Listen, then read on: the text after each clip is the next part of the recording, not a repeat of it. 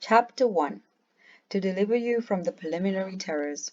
The preliminary terror, which chokes off most fifth-form boys from even attempting to learn how to calculate, can be abolished once for all by simply stating what is the meaning in common sense terms of the two principal symbols that are used in calculating.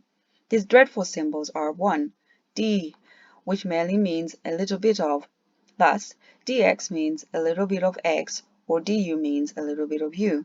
Ordinary mathematicians think it more polite to say an element of, instead of a little bit of, just as you please. But you will find that these little bits, or elements, may be considered to be indefinitely small. 2. The integral symbol, which is merely a long s, and may be called, if you like, the sum of. Thus, integral dx means the sum of all the little bits of x, or integral dt means the sum of all the little bits of t. Ordinary mathematicians call this symbol the integral of. Now, any fool can see that if x is considered as made up of a lot of little bits, each of which is called dx, if you add them all up together, you get the sum of all the dx's, which is the same thing as the whole of x.